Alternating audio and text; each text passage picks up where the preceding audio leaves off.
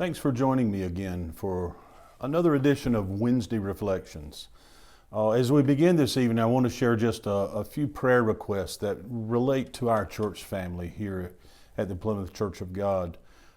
First of all, I want us to really continue to hold up in prayer Jan Lindsay and her family last week, losing her mother. And we know she's in heaven, but it's still a bitter loss and it's still hurtful. And so let's continue to lift up the Lindsay family, her brother and her daughter Tracy and Jan's husband Earl. Let's continue to lift all of these up in our prayers. Also, we lost a dear sister in our congregation this week, Thaddean Cooper, mother of Stephanie Johnston. Just a wonderful lady, and we'll be sharing a little more about that later in the video this evening. But we want to continue to just hold this family in our prayers, that God will comfort and strengthen their hearts. Also, Reverend Buster Long has been put in the hospital in Greenville. Saw a vascular doctor today, and they're going to be looking at running some tests and determining about the blood flow to his lower leg. So let's lift Brother Buster in our prayers, that God will bring healing to his body and protection over him, and the challenges that it creates for the family not being able to visit. These are very challenging times, and as well, let's remember all of our people on the front lines, whether it be in our hospitals or whether it be the clerk at Walmart who serves us and keeps us in groceries, or any of our grocery stores. Let's continue to pray for all of these people that are in this complete line, food chain, if you will, as well as the medical chain. Let's remember all of these people in our prayers. I want to get into the word of the Lord this evening, but as we've labeled these Wednesday editions, Wednesday Reflections, this is truly a time of reflection for me. This is the last day of my 50s. Tomorrow I'll enter a brand new decade, the 60s. Wow. I'll be honest with you, that it's a little hard for me to wrap my mind around that. I'm in the 365th day of my 59th year. And tomorrow, I'll be eligible to shop early with the seniors at Walmart and Food Lion and all these stores that are giving special shopping times to those that are 60 and above. I will officially be in that club tomorrow morning. And so it's a time of reflection for me as well in regards to my life. It's no way I can fathom being 60 years old. As I've told many people through the years, from about here up, I feel like I'm a teenager still. And my wife would probably say that at times I still act like a teenager. But you get much south of here, and I'm reminded almost on a daily basis that yes, indeed, I am 60 years old. But I'm blessed. I'm truly blessed, and so thankful to be alive, so thankful to be serving God, so thankful to be connected to such a wonderful family as I am, and wonderful people of a church family that we call the Plymouth Church of God in this wonderful fellowship. So we just celebrate you, and I long for the day. The greatest birthday present I could have would be for us to be able to return, to be able to fellowship together, and to be able to hug your necks and love on you. So God bless you all in that. But as I also have been reflecting on what we've been sharing over the last few weeks, my heart has been really challenged with how relevant and how applicable these teachings are to where we are right now. Literally getting a hold of our minds, as Peter would say, gird up the loins of your minds, coming to grips with who we are and how that fits in the narrative of what's going on around us, the story that is still yet being written. How do we find peace? How do we find a place of peace in the midst of all the pressure of anxiety? I simply want to remind you this evening I had intended to go deeper into a thought about worship, and we'll discuss that next Wednesday night, Lord willing. But tonight I just want to simply cover the statement, the peace of God outweighs everything. I don't know of a more relevant, more pertinent statement than right now than for us to come to grips with the knowledge that the peace of God outweighs everything. Reading again the verse that we began with just a few weeks ago, Paul says in Philippians 4 verse 11, "Not that I speak from want, for I've learned to be content in whatever circumstances I am." He simply says, I've learned to be content through practice, by rehearsing in my ears these 8 influencers that we shared last Wednesday night in verse 8, by rehearsing those in our ears and working backwards, if you will, beginning with just putting thankful words in our mouth, by rejoicing. I've come to the place where peace has become the overruling force in my life. Now, I want us to notice this evening, Paul's ability to have this kind of peace wasn't dependent on anything else happening. He wasn't waiting around for something else to happen. As we've shared in the context of this narrative, some would say he was waiting around for an offering to be sent to him by the church at Philippi where he had ministered. But he made it clear he wasn't just waiting around for that, but he had come to a place of peace that was independent of any circumstance that was around him. He wasn't waiting for the planets to come into alignment. I find that so often we place contingencies on an outcome.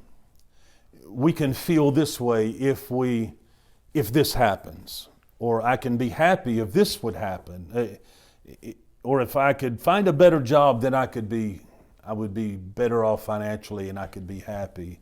If I could find a better place to live, and the list goes on and on. We place all these contingencies on a certain outcome that we want to have. And what we find ourselves doing is that when we place those contingencies on our ability as it relates to experiencing peace, we literally create a scenario that can never be resolved. In that way of thinking, things like peace, joy, and rest are always just beyond our reach. They're just beyond our grasp, something that we never can quite attain to because, let's just be honest, it seems that the planets never come in perfect alignment for us. It seems that there's always something pressing against us. There's always something. But what Paul is saying here, he's saying, I've learned. I found something far greater than any of my circumstances. He literally is saying, I've weighed all my circumstances. And this is where I really want to get deeper and delving into this deeper next week when we talk about the connection between this measuring, if you will, or this weighing of our circumstances in the context of worship. But far greater than any of his circumstances, Paul says, I've weighed it all and I've measured them and I've come to this estimation. The presence of God in my life outweighs everything. I love it in another place Paul wrote. He said, and I'm paraphrasing now, he says, you can take all of life, all its good, all its challenges, you can slice it any way you want to, stack it any way you'd like. And at the very end of it all, he says all of the stuff of life, it's kind of graphic the way he communicates here, but he says all of it is like dung or rubbish compared to the surpassing greatness of knowing him. I love the language that Paul uses at times when he would say, that I may be found in him. He just simply wanted to be enveloped by the presence of God. And so Paul is saying here, I've found something that's greater than any of my circumstances. This notion is huge. When we can fully grasp that peace is not having to wait in a long line. Peace is not having to wait for other things to happen or to get out of the way. Paul is saying, in the moment of my anxiety, peace pushes its way, literally pushes its way to the front of the line. And that peace, now at the head of the line, overshadows everything else. It's more than anything else.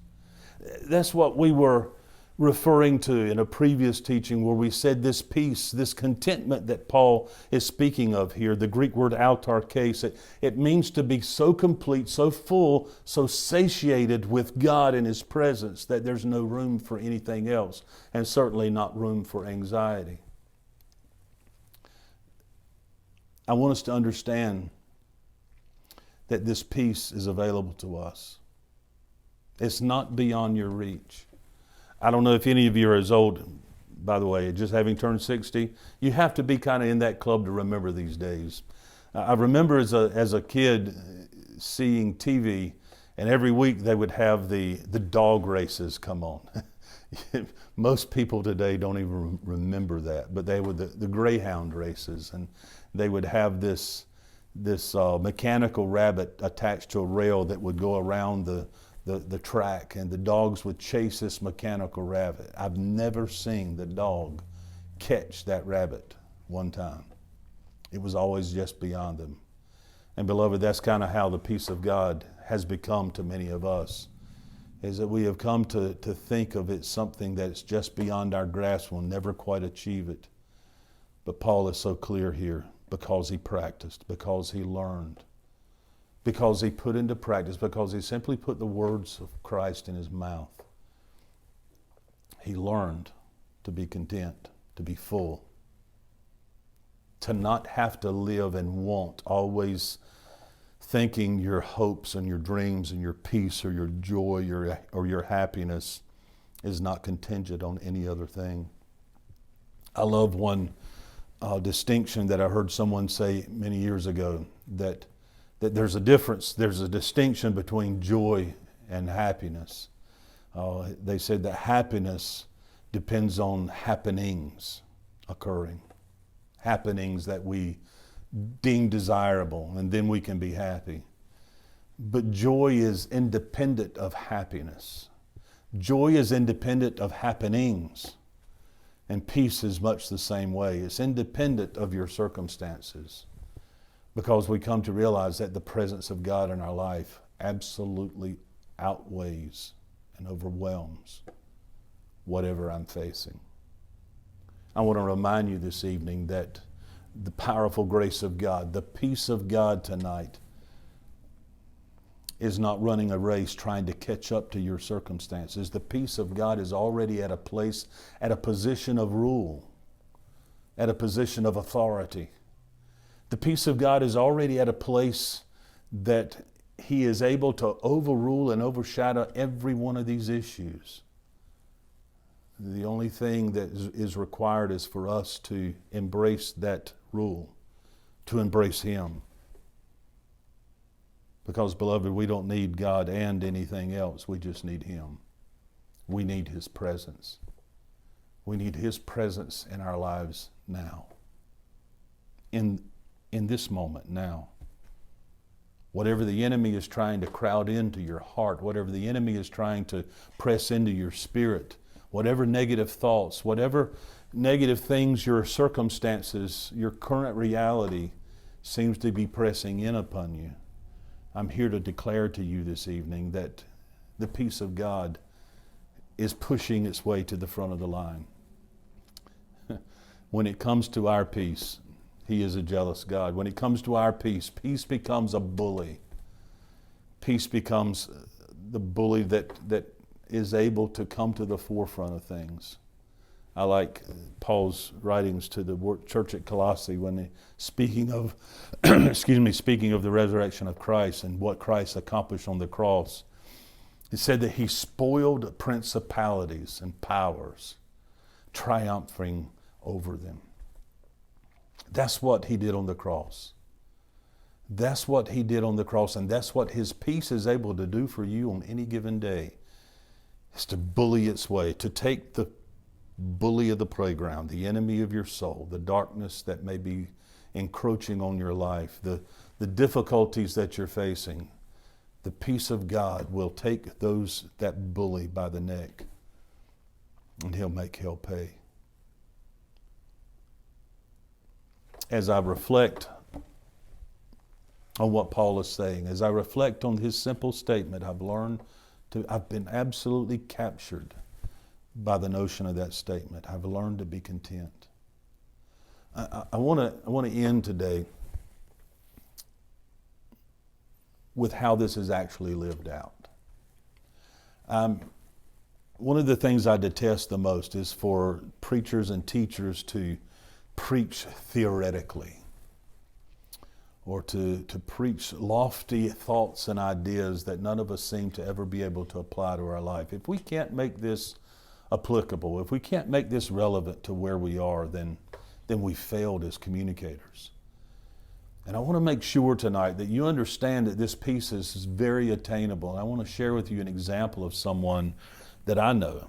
I know of the Apostle Paul, but I knew this person personally. And I shared with you the request at the beginning of the video tonight, the loss of our dear sister, Thaddean Cooper.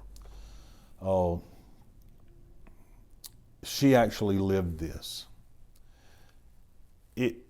It's so easy to say, be at peace, go in peace. But how we embrace that peace can be complicated by our circumstances. And surely the circumstances of Thaddean Cooper were very complicated. Early yesterday, we received the news that she had gone downhill. For the last couple of days, she has gone downhill fairly quickly. And has it been but that long ago, just before this period of isolation, that she was able to be in church with us? And but we learned yesterday morning that our dear sister had passed from this life to that life, and she's now in the presence of the Lord. She was without doubt one of the most amazing women I've ever known, that I've ever met. She lived and died with a measure of grace and faith that few of us seem to be able to achieve. And it was during this study of Philippians 4 that I began to realize something profound, that Thaddean Cooper's life was the literal personification of Paul's statement. I've learned to be content. Larry and Thaddean brought their family to our church many years ago. I don't remember the exact year, but I was most likely an older teenager, and got married at 19 years old, and we were very young in marriage, and the strength of Thaddean Cooper, it probably saved our lives. Our daughter had just been born when I was 21 years old. And Kelly, beautiful, beautiful little girl, the apple of our eye. But man, was she a crier. I don't know whether it was a learned behavior or what, but she was a crier. And we felt as new parents that we had to just take her and console her and walk her about, and we were losing rest. We were losing our sanity, it would seem. And we were at wit's end as to what to do. And Thaddean Cooper noticed us and called my wife and said, and I forget just how the order of events were. Maybe my wife reached out to her. I can't remember exactly. I'm sure my wife could remember. But we had a conversation with Thaddean, and she says, let me keep Kelly for a day. As I recall, she might have even kept her overnight, which was a huge blessing. Kelly, we love you if you're seeing this. We didn't want to get rid of you, but there were times when we were exasperated because we just didn't seem to know what to do. But Thaddean helped us so much. She taught us a great lesson. She took Kelly. You see, we struggled with allowing Kelly to cry. But Thaddean had been through this. She understood all of these things. She was an experienced mother. And she says, I can help you. And so she took Kelly, and we took all the stuff over there, her playpen and stuff, and where we could not bear to hear her cry over about a minute, Thaddeus says, I can handle it. I can endure that. And so she really taught Kelly at a very, very young age that crying wasn't an instrument to get your way. And in turn, it taught us a lesson. I'll never forget the gift that Thaddeus Cooper gave us. It was a precious time for us, and we'll be eternally grateful for that. But Thaddeus Cooper has always been a picture of gentleness and grace. I've heard through the years, and especially over the last day, as I've spent some time with the family, I've heard so many words like sweet, gentle, meek used to describe this dear lady. And all of those words actually describe her to a T. But I want to introduce another word. Underneath it all, she was one of the toughest women I've ever met. Tough would be a word that I would attach to Thaddeus Cooper. You see, many years ago, she contracted rheumatoid arthritis. And as the years progressed, it seemed like one thing after another began to deteriorate in her body. And other things began to happen physically in her health that caused her life seemingly to get smaller and smaller. For a number of years, Thaddeus was our church pianist. And I was always amazed at how when you look at her hands and they would be drawn, with the fingers would be twisted, and you would not look at those hands and think that they could ever make beautiful music on a piano. But she would take those twisted fingers and lay them on the keys of a piano and make some of the most beautiful music you would ever hear. I still have great memories of that. There were times when her difficulties were so great in playing that she would have to wear braces on her wrist, on her arms, to help support her wrist while she was playing. There are many times that we knew that she was in great pain, but she always smiled and kept going. As the years progressed and as her body began to continue to break down, it became so dire that even when she would get a cold or, God forbid, pneumonia, when those things would happen, she would cough. And literally the coughing would crack her ribs. Her bones had become so brittle and so fragile. I believe Stephanie described the x-ray that looked like her ribs were like little chiclets, just broken fragments. And then as she would breathe deep, it would cause great pain for her. She had to wear a brace around her neck and her back to sit upright and to help support because the joints had deteriorated so much. You knew that she was in a great amount of pain. But yet there she would be week after week sitting in the wheelchair at church. And you could see the delight on her face as she worshiped.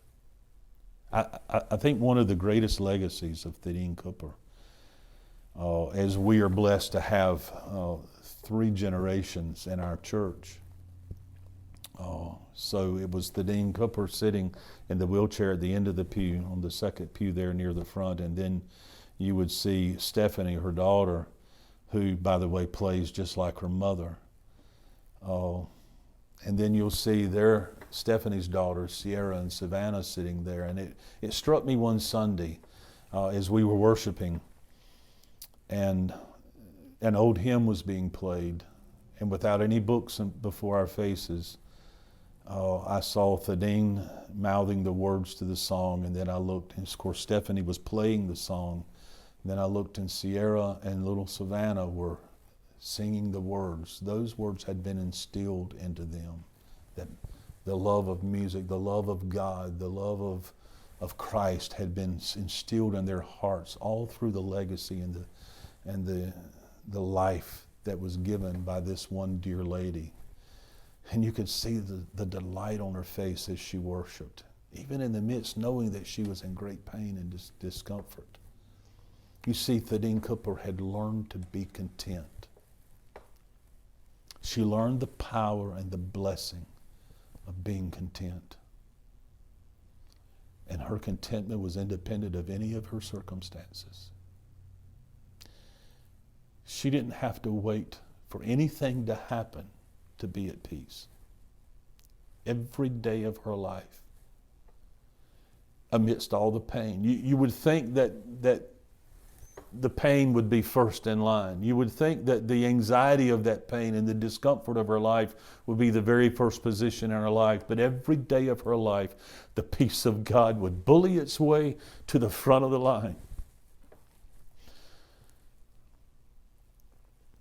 You see, pain and hardship were unable to keep the peace of God from Thaddeus Cooper's heart.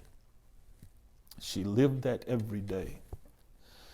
And as I'm right now getting very emotional thinking about it, seeing it played out, she literally became a picture, the unfolding of the narrative, the unfolding of the story of the Apostle Paul, as he would tell us that I'm free from want and I've learned to be content. You see, every day Thaddeus Cooper measured her circumstances. And the presence of God in her life outweighed everything else. So my encouragement to you today, please don't allow yourself to simply wait on peace. Don't sit around in a strain or in a state of anxiety, feeling like that peace has to somehow wait its turn behind everything else in your life. The peace and the presence of God supersedes everything. It's more powerful than any circumstance you're facing right now. And I have all confidence, just as the Apostle Paul did, and just as Thaddeus Cooper did. If you will put words of prayer, faith, and thanksgiving in your mouth, just like these, you'll find the peace of God.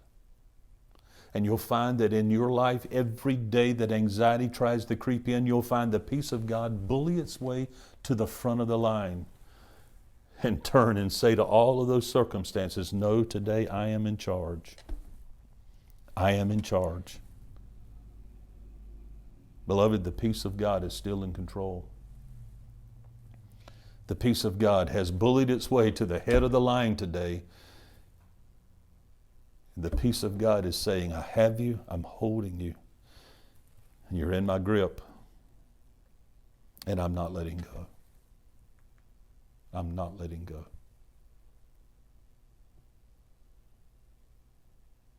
Father, I pray that the powerful peace of God would transcend all of our circumstances right now, Lord. Let the powerful peace of God today, Lord, just absolutely overwhelm and overtake all of our pressures, all of our worries, all of our anxieties. I pray that the peace of God would, just as it did for your servant Paul, let it overwhelm our hearts. Let it bring us to a place where we are so full of your presence that there's no room for anything else. Bring us to that place where we come to realize, Father, that your presence is enough. So, Father, I pray for that peace to become real, tangible, to be felt, that it could even be smelled in the lives of our people. Father, wherever this listening audience is, I pray that you would let them feel your comforting hand right now. Let them feel the power of your presence right now. I ask it that your name might be glorified.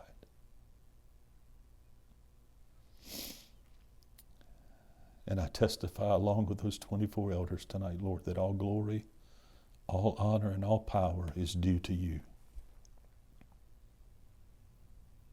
We love you tonight, Father. And we thank you for the peace that you bring to us through your Holy Spirit. Amen and amen. Blessings to each of you. Thank you so much for joining me this evening. Please, if at all possible, try to join us next Wednesday evening. Lord willing, I really want to build this bridge between our peace and worship. Worship is one of the things that has fascinated me more than just about anything else these last number of years. And I really want to share some things with you. So join me next week, and Lord willing, we'll be able to get into some of those things and at least scratch the surface on this beautiful connection between the peace of God and worship. May the Lord be with you, and may His peace push to the front of the line in your life. May God bless you.